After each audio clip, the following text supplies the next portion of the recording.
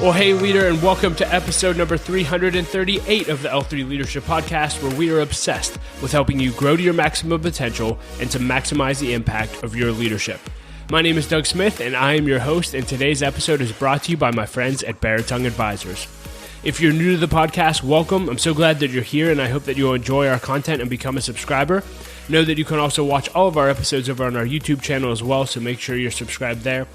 And if you've been listening to the podcast for a while and it's made an impact on your life, it would mean the world to me if you would leave us a rating and review on Apple Podcasts or Spotify or whatever app you listen to podcasts through. That really does help us to grow our audience and reach more leaders, so thank you in advance for that.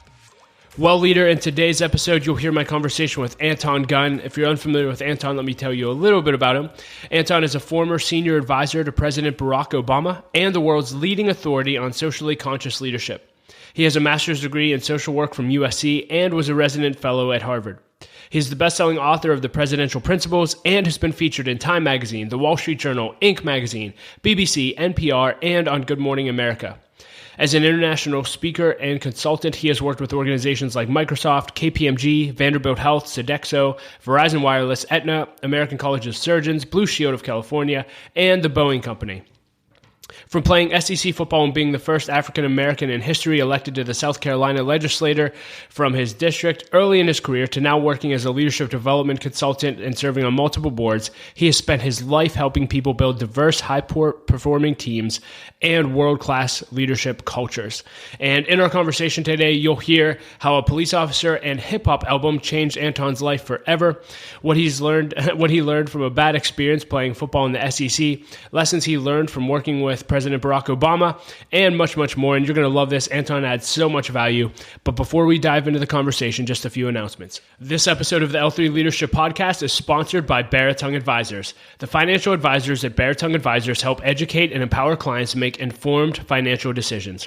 You can find out how Baratung Advisors can help you develop a customized financial plan for your financial future by visiting their website at baratungadvisors.com. That's BERATUNG advisors.com. Securities and investment products and services offered through LPL Financial, member FINRA and SIPC. Baratung Advisors, LPL Financial, and L3 Leadership are separate entities. I also want to thank our sponsor, Henny Jewelers. They're a jeweler owned by my friend and mentor, John Henny. And my wife, Laura, and I got our engagement and wedding rings through Henny Jewelers, and we had a wonderful experience. And not only do they have great jewelry, but they also invest in people. In fact, for every couple that comes in, they give them a book to help them prepare for marriage, and we just love that. So if you're in need of a good jeweler, check out hennyjewelers.com. And with all that being said, let's dive right in. Here's my conversation with Anton Gunn. Enjoy. Well, Anton, thank you so much for being willing to do this interview. Really looking forward to this conversation. And I actually just want to jump right into your story. There's a few elements of your story that I just think are worth people hearing about. And the first one is you grew up in a family with generations of military service. And as a result, it sounded like, your dad had to travel a lot. And so there were pieces of your life where your dad wasn't always around. And it sounded like pretty early on in your teenage years, you were headed in the wrong direction.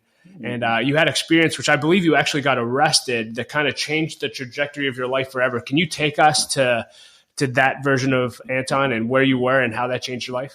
Yeah, so a great place to start. So first and foremost, come from a long family military. Great-grandfather served in both World Wars, grandfather World War II. My grandmother was actually a welder in a Navy shipyard during World War II, so she helped to build 3 carriers.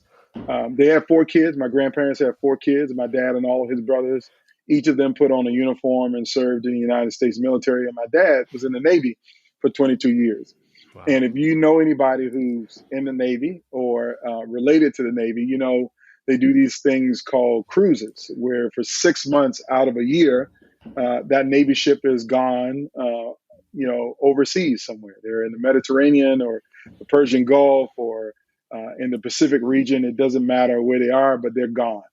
And so a lot of my life growing up, my dad, who was in the Navy and was assigned to various aircraft carriers and other ships, was always gone.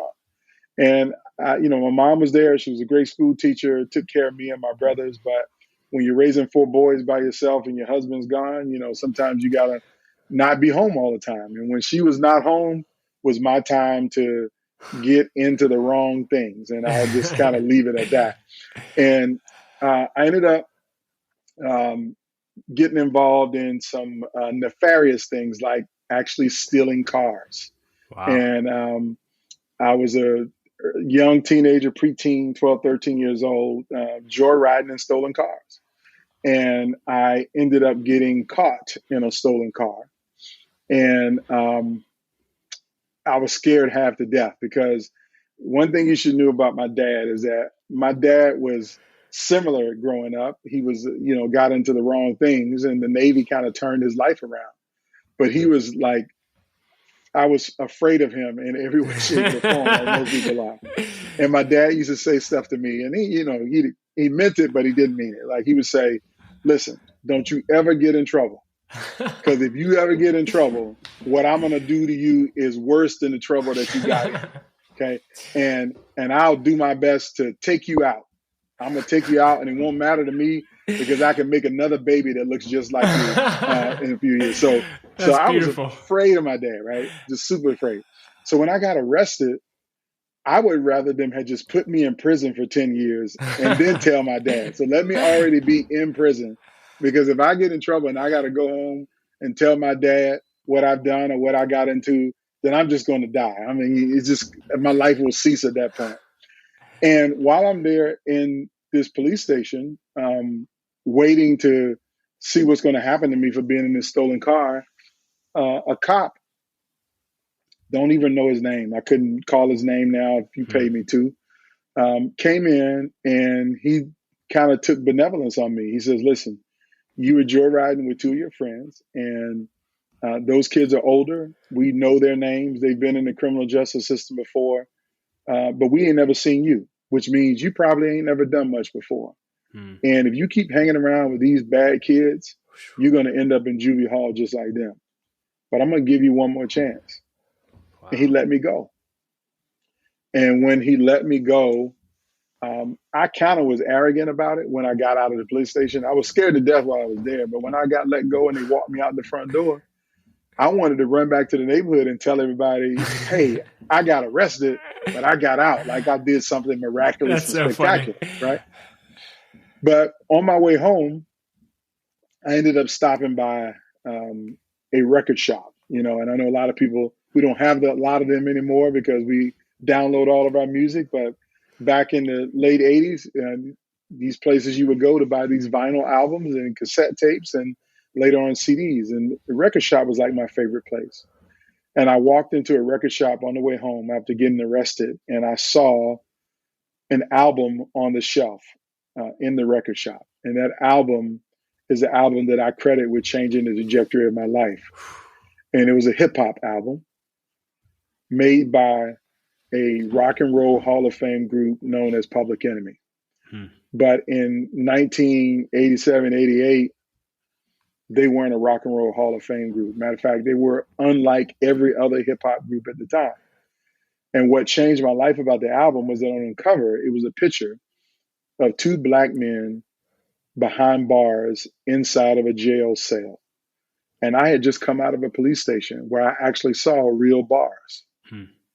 And I saw this album and I was like, what did these guys do to get arrested? And how did they take a picture from behind bars and make an album? I mean, who are they? And I looked at the top of the album and it said the words Public Enemy. And I was like, Public Enemy of what? Public Enemy of who? I mean, what are they the enemy of? And then on the left side of the album, it said, "It takes a nations of millions to hold us back."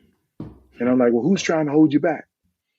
And I bought that album and I listened to it. And it was the most radical, transformational hip hop music I'd ever heard in my life. And it's where I learned that the public enemy is me. And what do I mean, me? That there are systems, organizations, people who want to take me out, who don't want me to be successful. And the more educated I am, the more leader I become, the more I will do good things and continue to be a public enemy. And they want to be a public enemy and nobody's going to hold them back. And it was about 2 years later that Chuck D, the lead singer of Public Enemy, did an interview. And in his interview, he said, the host asked him, So did you want to go platinum when you made this album? I mean, did you want to make $1 million? And Chuck's response was, no, we didn't make this music to make $1 million or to go platinum. We made this music because we want to create 5,000 new leaders in the Black community. Wow. That's And amazing. when he said that, I said, I want to be one of those leaders. And that began my leadership journey of wanting to try to make a difference in the community to solve the problems that were impacting the African American community: crime, drugs, gangs, high school dropout rate, everything. It's from that impetus point that I got involved in sports, that I got involved in community programs. I started going to positive efforts and trying to end the apartheid movement in South Africa. I mean, it was so many things I got involved with because that music gave me a social conscience that I didn't have. It taught Wow. me about injustice and unfairness, the things that I saw every day, but I had no lens or context to know that something was wrong, that more Black men were going to jail than they were going to college, and that I had the ability to do something about that. Number one, go to college and don't go to jail. And Yeah. number Wow. two, encourage other people to go to college and not go to jail. Help other people go to college and not go to jail. So that is where my leadership journey begins. I love this so much. One of my favorite things in getting to spend a lot of time with leaders is just hearing, oftentimes it's one relationship. It's one thing that someone said. For you, it was one album that Mm-hmm. changes everything. And so you just never know the difference you're going to make. And I think a lot of times when we're talking about leadership, or doing leadership interviews, we think about organizational leaders or people that have written books. We don't often give a lot of credit to the art community for their leadership. But I think this is a clear example of the impact that they can make. And Yeah. so I love this story. So you start getting intentional with your life. We have very similar stories in that respect as well. You start being intentional. You go into college and you end up playing football in the SEC, which again, I'm from Pittsburgh. I wouldn't say I'm a Steeler fan diehard, but college, I do enjoy watching the SEC. But you didn't have a great experience. You were playing for South Carolina. Can you walk us through that and what you Yeah. learned about leadership through your college days? Yeah. So there's so many great lessons that challenged me that I think it challenged other people that I learned from football. So to give it a little bit more context, uh, 54 Division I schools wanted me to play football for them. 54. Wow. Big Ten, Pac-10, ACC, SEC, you name it. What There were position? schools. I was a tight end in high school. So this is Okay. really important for me to start. I'm glad you asked that question. So I was a tight end in high school. I wanted to catch passes and score touchdowns. I was, 6'4", 225, and I ran a 4.61 40. So I was pretty Woo. fast, right? Right. Yeah. And so I wanted to go to college and play tight end. Well, I made the decision to go to the University of South Carolina because it was geographically not too far from my hometown of Virginia Beach, Virginia. I know it sounds like a couple states away, but it was about a 6-hour drive. Hmm. And one of the things that I wanted, I was 17. My jersey number in high school was number 87. I was a tight end. I loved the number 87. Everybody knows Rob Gronkowski, probably the most famous number 87 right now in football. But, it was my jersey number back in 1991. And so when I was making a decision where I wanted to go to school, I wanted to play tight end. Well, South Carolina said to me, Anton, we think you will be a better outside linebacker than you would be a tight end. And I said, well, I want to play tight end, but I understand, you think I could go pro if I played outside linebacker. And my coaches literally told me that he thought I could go pro as an outside linebacker because I was tall, I was fast, I had good body size for those positions. But I said, I want to play tight end. And I said, Coach, let's do two things. I'm willing to commit to come to South Carolina and play football if you give me my jersey number 87, because I knew that whether I played offense or defense, I could wear the number 87 and play tight end or outside linebacker. And I said, the second thing is I want you to give me a chance. If you think I'm better at defense, just give me the chance in camp in 2-a-days. And if I don't prove to you that I'm the best tight end on your roster at the end of 2-a-days, then I'd be happy to go and play outside linebacker. And he says, you definitely can have both of those, your jersey number and you can try out for tight end in camp. And I showed up on campus on August 7th, 1991, and I was so excited about being there. That was my first day at college in the SEC, going into the SEC. So excited. Second day was August 8th, 1991, where everything went to the crapper Hmm. because I walked into the training room, to the locker room, and went to see the equipment manager and said, "I'm Anton Gunn, here to get my equipment." And they hand me a bag of shorts and sweatshirts and sweatpants and socks and practice jerseys. And I opened the bag, and the jersey number was 59. Oh, man. Now, if you don't know anything about football, and I know you do, but some of your listeners may not, there's never been a tight end in the United States of America that wore a number that started with the number 50. If you're wearing a 50, you're on defense primarily, or if you're on offense, you're an offensive lineman. And my coaches moved me to defensive tackle, defensive end. Like I didn't even get a Wow. chance to play tight end or outside linebacker. They moved me to defensive end, and I didn't even get a chance to compete.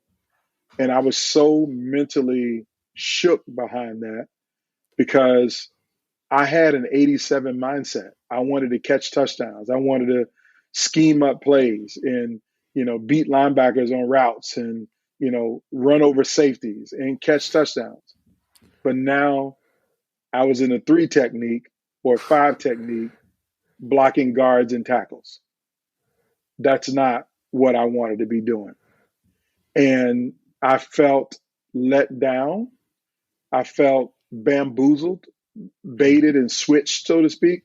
And so, imagine going to work at a job where you interview for a position and they tell you you're going to get this job and the duties are X, Y, and Z. And the first day you show up to work, they tell you, "Oh, we've changed our mind. We're not putting you at X, Y, and Z. You're not in operations anymore. We're putting you in the marketing department. And your boss is not the person who you thought was going to be your boss. You now got a new boss." How comfortable would you be knowing that you just committed to a job, you turned down other offers to take this job, but they switched you into a new place? And so for me, I was emotionally beat up behind that. And then it got worse because I couldn't perform well. When you're out of sync with where you think you're talented and where you're skilled at, it's really hard to perform well, particularly if you don't have the right mindset, because your mindset matters more than your skill set. And so I was in this bad mindset for 2 full years. Wow. I never touched the field. I went on an emotional roller coaster. I doubted that I was in the right place. I wanted to transfer. I wanted to quit. But this was pre-transfer portal. So I couldn't just say, "Oh, you know what? Things ain't working out. Let me stick my name on a website and I'll go get a scholarship at another school." There was no transfer portal in the early 90s. And because I came from a military family, my dad was like, "You signed up for 4 years at the University of South Carolina. You're going to honor your commitment to the University of South Carolina. You can't quit. You can't go anywhere else." Right. And so 2 years I struggled and I ate myself into 275 pounds. So I went from Wow. 225 to 250, 250, 260 to 275 in 2 years. Hmm. And so when I got up to 275, we had 4 offensive linemen that graduated, and a couple of them went on to the NFL. I volunteered to go to the O-line. And so I ended up playing offensive line. And the first time I got any real playing time on the field, I was playing center in college, in the SEC, going against Alabama and Georgia and, Arkansas and all these big time schools. And the lessons that I learned from that is that as a leader, you should always keep your promises. And my coaches broke their promises to me. That's the first lesson. Number 2, your mindset is more important than your skill set. That if you don't have the right mindset about what you're doing every day, it won't matter how talented you are, you're going to struggle to find success. You won't be successful without the right mindset. And then when I got on the offensive line is really when my true character really started to form, because there's nothing glorious about being on the offensive line. Like literally, your name never gets called. The only time your name gets called is when you screw up. If you Yep. hold, if you trip somebody, if you're an illegal man downfield, you know, if you false start, that's when your name gets called. But if you do your job the way you're supposed to do it, nobody will ever know who you are. And that's the good thing, because the greatest attribute of a leader is the one who does the job not for the glory and not for the fame, but you do the job to make everybody else on the team around you look good. And that if we did our job as offensive linemen, the quarterback's going to look great. The running back's going to look great. The offense is going to score points because we did our job. And the third lesson that I'll add to that is the greatest leaders don't operate by themselves. That as an offensive line, we had to operate as a team, as a unit, as a group, that we had to be one heartbeat. That as a center, I needed to know what the two guards on the left and right of me were going to do. I needed to know what the left tackle and the right tackle were doing, because if I called the protection to the left, a slide protection, and he didn't get the message and I didn't communicate with him clearly, and the right tackle sets outside because he thinks the blitz is coming from his side, but we're all sliding to the left because the corner is blitzing on the left, then somebody's going to get hurt. And so my job as a center is to make sure I communicate effectively, that we operate as a team, that we work as a team, and that we do the job together. And so those are the few lessons that I learned in football. And so football wasn't a great experience for me at all in college. I did learn some great lessons. I had some great teammates, but I knew how to identify a toxic workplace culture because my team was that. And my first year at college, we won 3 games. We lost 6 and we tied 2. And the schools that we tied was Duke University and Virginia Tech. Now, this is old Virginia Tech before they started winning, before Michael Vick, transformed the culture. So they were terrible teams and we tied them. My second season, we won 5 games and we lost 6. Third season, we won 4 games and lost 7. Then our coach got fired. And then we brought in a new coach and we went 6-5. So in my 4-year career, we literally were marginal at best. We had a 400 win percentage my 4 years in college. Wow. But guess what? I played college football with 22 players who went on to make it in the NFL. So you can't tell me that we weren't talented. If I got 22 teammates in a 4-year period, who some not only made it to the NFL, but they played 5, 6, 7, 8, 10 years, 12 years in the National Football League, Super Bowl rings, a couple Pro Bowlers. They were talented. We were talented as a team. I know I was talented. But when you're in a bad leadership environment or a bad workplace culture, a bad culture, doesn't matter how talented you are, it's hard to be successful if you don't have good leadership. That's so good. And so from college, my understanding is you fast forward, you worked some years in healthcare, and then got actually frustrated with some of the systems. And so you decided to run for state legislator. And then walk us through. From state legislator to you ended up being a senior advisor to the President Obama. Walk us through that journey and what did you learn about leadership and politics specifically? Yeah, so there's a lot to unpack. So the first thing was I spent 10 years doing community work in healthcare, helping people to get access to insurance, improve their health, making sure hospitals treated people with dignity and respect, and that they got the best care. That was kind of my mission, if you will. And we were trying to do something in healthcare, and we had some politicians who made some promises that they didn't keep. And we lost on a legislative vote, and it made me angry enough that I decided to run for office. And so I ran for office, and I ultimately was elected, and I served 1 term in the state legislature. And some of the lessons that I learned is when you're passionate about something, do something about it. Okay. Don't wait for somebody else to show up. Like I spent 10 years asking other people to do the right thing. And then they proved that they weren't competent, capable, or courageous enough to do the right thing. And they just didn't do it. So I took matters into my own hand and stopped waiting for Superman, and I showed up myself. Let's go. That's the first lesson. Second lesson is everything that glitters ain't gold. Because when I got into the state legislature, I got confronted with a whole bunch of other challenges. One, because I was a freshman lawmaker, I had people who had been there longer than me who wouldn't listen to me because they didn't Wow. think that I had enough skills and experience. That, Anton, you just got here. You need to figure out where the bathrooms are before you start trying to pass laws and make things better and telling us what we're doing wrong. And I learned that there's no monopoly on good ideas. And I had some good ideas, and they refused to listen to me. And it became very frustrating when people don't listen to you and don't value your perspective and don't follow you. And I learned that as a leader, you got to um, be the example of the change you want to see in the world. So if you want to be a leader that others will follow, how do you learn how to follow? How do you learn how to listen and support people on their mission, vision, values, and goals?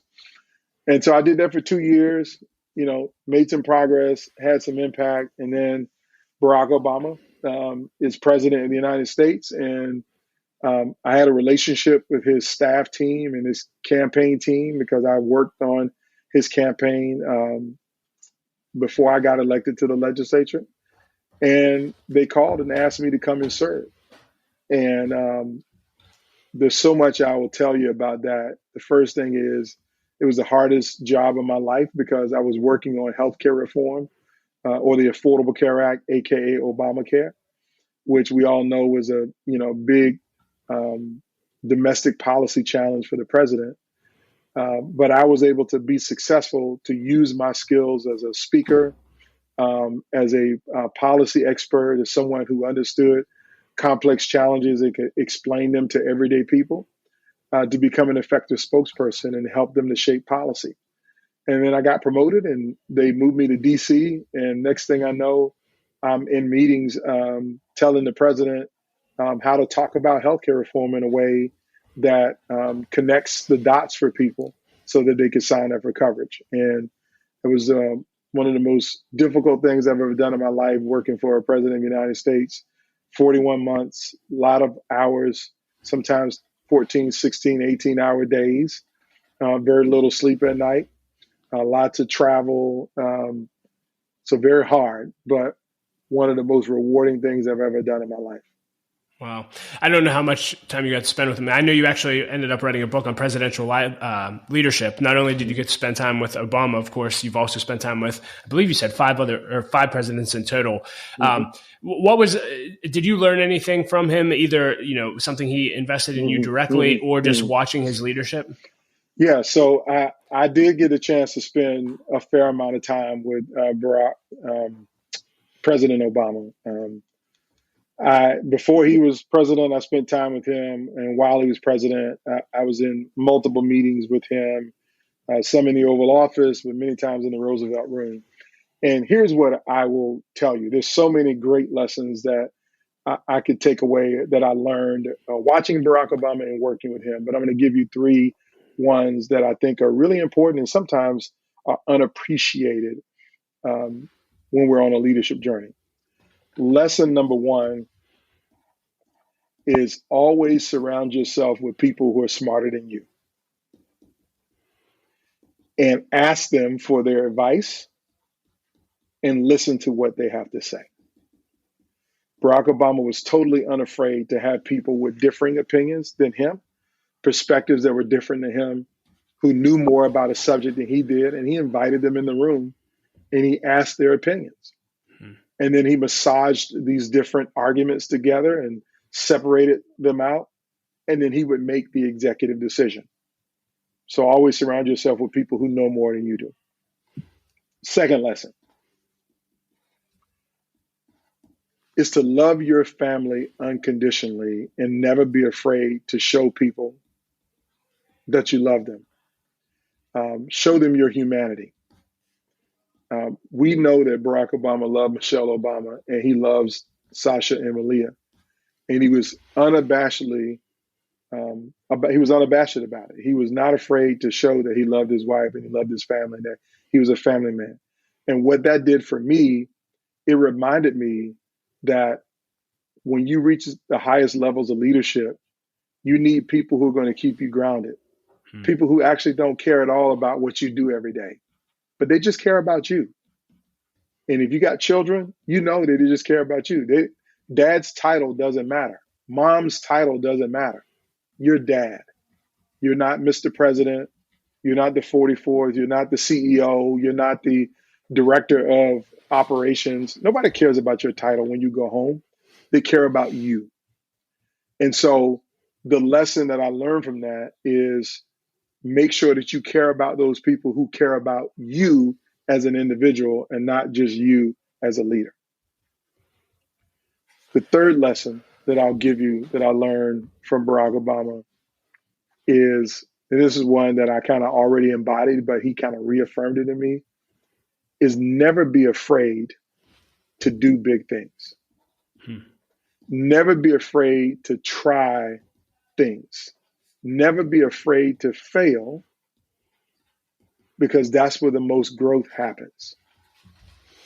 And so being president of the United States in an economic recession, losing 700,000 jobs a month, everybody screaming at you, focus on the economy, focus on the economy, focus on the economy.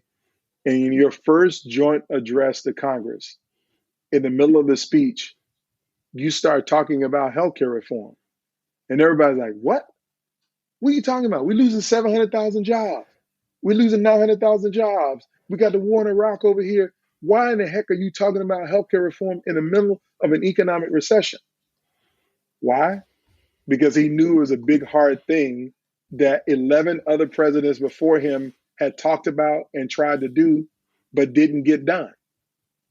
And because healthcare is 20% of our GDP, that if you actually do something in healthcare, you actually save the economy.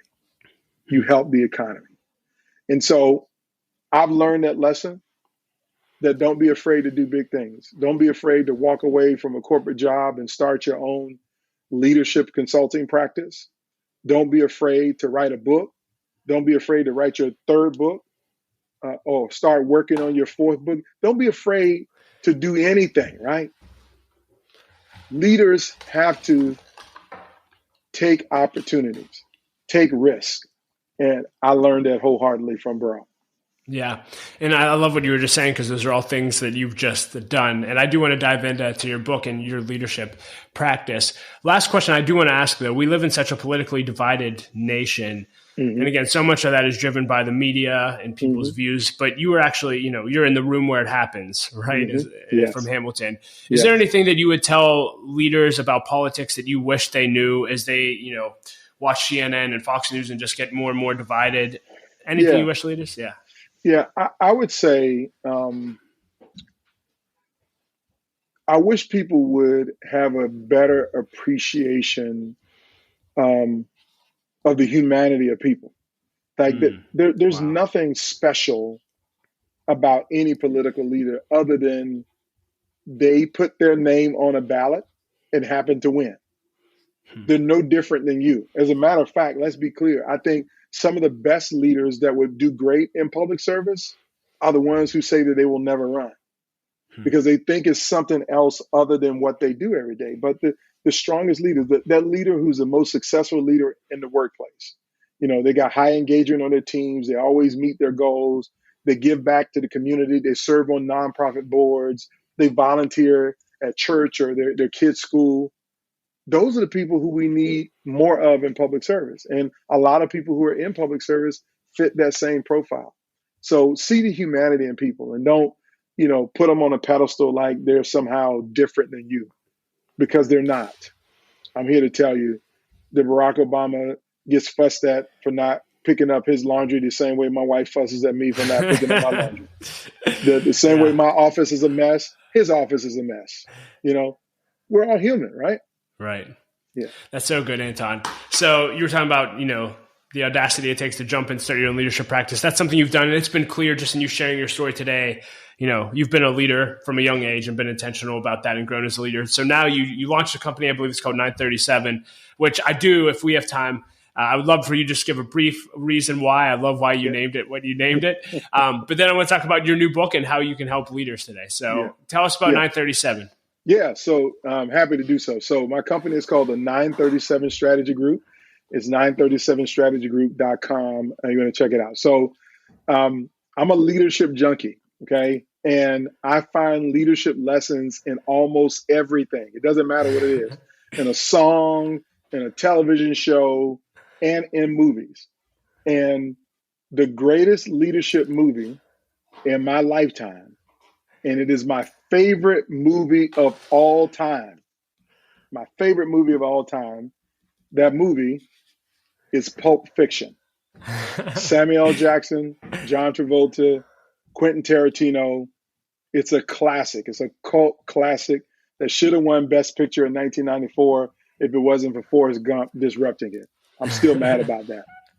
And there's a scene in Pulp Fiction that describes me, how I do business as a consultant and as a leadership advisor. And the scene is in that movie. And it's the movie about the Bonnie situation.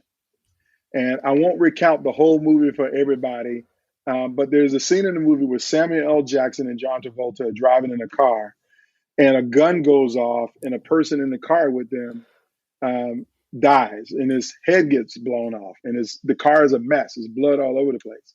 So they get the car off the road to a guy named Jimmy's house.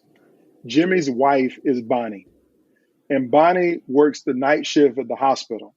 And her husband is scared to death that Bonnie is going to come home and find a couple gangsters in the house with a car in her garage with a headless body in there. It's a big mess, right? And so John Travolta and Samuel L. Jackson have to call their boss to figure out what to do. Boss, we don't know what to do. We got this mess. We made a mess. It's our fault. We screwed it up. We just have no idea what to do. And so Samuel L. Jackson's on the phone complaining to his boss about the problem. And the boss is like, well, I'm just contemplating what we should do. I don't know necessarily what to do. And Samuel L. Jackson says, you need to fix this. You need to fix this. And the boss says, don't worry about it. I'm sending the wolf that's coming. And the wolf is Harvey Keitel's character, who is at a dinner party. He's having a good time. He's kind of sitting like I'm sitting right now in a hotel room with a jacket on. He's having a great time. He takes notes on everything that the boss says about what the problem is. And then he says, where is it again? He says, in Toluca Lake. And he looks at his watch. He says, that's 45 minutes away. I'll be there in 10 minutes. In the next scene of the movie, you see Harvey Keitel's car pulling up. And on the screen, it says 9 minutes and 37 seconds later. 9:37. He knocks on the door and he says, you must be Jimmy. I understand that you have a problem. My name is Winston Wolfe. I solve problems. And he comes in the house and he quickly assesses the situation, the mess that they've made, the difficulty of the problem. He assesses the whole environment and all of the people involved. And then he starts telling people what to do. And he tells them what to do because he knows how to solve their problem. He's seen enough problems that he knows how to solve their problem. Well, then John Travolta gets a little snippy because he doesn't like being talked to the way that the wolf is talking to him. And the wolf says very clearly, if I'm being curt with you, it's because time is of the essence. And if you want your problem solved, I will solve it. But if you think you got it better than I do and you can figure it out, lots of luck. I'm going to go back to my life and enjoy my life because I don't have to be here. And that's how I am as a leadership consultant, is that I've seen enough mess that I know how to solve problems. And I'm going to give you clear, consistent, directive ways to solve that problem. But I don't want to work with anyone who's not interested in having the problem solved. So if you think you got a better mousetrap than me, then by all means, I don't want to be a conflict. I don't want to be in the way. I'm going to go back to cheering my daughter on in her softball games and spending time with my wife and having fun. But if you want help to solve your workplace culture challenges, to fix the toxic culture in your workplace and to develop leaders who know how to build diverse, high-performing teams, then that's what I'm going to do for you. But if you don't, lots of luck. That's the greatest pitch and way to name your company I've ever heard. I absolutely love that. So you help companies, you help leaders, coaching, consulting, speaking. You've written 3 books. Mm-hmm. Your third one actually is available today for pre-order. Yes. And so it's called Lead or Just Lead. And you have 44 principles. You've written a book on presidential leadership, which we talked about. And then I believe your first book was the Audacious Leadership, which focused kind of on what you learned from your journey as a young leader. Talk to us about your new book. Why did you write this and what do you want leaders to get out of it? Yeah, so my new book, Just Lead, and I'm telling everybody where you can get it. You can get it on Amazon for pre-order right now. It's available on all places, retailers where you would normally get a book. I wrote this book as what I call the unbook. Now, when I say unbook, a lot of people write big, big books that you never really get through the whole book because it's too long. They're telling too many stories and they're, not really giving you the meat and the crux of what you need to have an impact. And I wrote this book to solve a problem. And there are three problems that we have right now in the American workplace. When you hear terms like quiet quitting, when you hear terms like the great resignation, when people start talking about the challenges around diversity, equity, and inclusion, here are the three problems. Number one, there are barriers inside of organizations. There's barriers between people. There's barriers between teams where the marketing department never talks to operations and senior leadership never talks to frontline staff. I mean, all kinds of barriers, right? We got to find a way to break down these barriers. The second problem is that people are quitting jobs in droves. I mean, like 80 million people have quit a job since January of 21. Wow. 80 million people have walked away from a job, and most of them didn't have another job. They're sick and tired of being sick and tired, and people are walking away. The pandemic made it worse. So companies are not retaining their top talent. They're losing their talent. And the third thing is that even for the people who stay behind, they're being mistreated, disrespected, not valued in the workplace. And so the culture is not great. And this book are 44 actions that will help you to break down barriers, boost your retention, and build a world-class culture. I teach you in this book how to answer the three fundamental questions that every employee asks every day when they show up to work. And so for everybody who's listening to this or watching this, here's what I want you to understand. It doesn't matter what role you play. You might be a frontline person who wants to be a leader, and you deal with customers every day. Your customers are asking these same three questions. Everybody wants to know the following. Number one, do you care about me? Number two, will you help me to be successful? And number three, can I trust you? And in the American workplace, we have so many leaders who verbally say yes to those three questions, but their actions say no. That they really don't know how to show the people that they lead that they care about them. That they don't really know how to help them to be successful. And because they can't do the first two, they're not trusted leaders. And when people don't trust you, is the reason why they will quit, the reason why they will isolate themselves from you, and the reason why they will feel like their workplace is toxic. So this book lays out an action plan for you as a leader to just lead. If you just lead, you'll break down the barriers. If you just lead, you'll boost your retention. And if you just lead, you will build a world-class culture. And I'm giving you simple, direct actions that you can implement starting today. There's nothing, you don't have to get a PhD to just lead.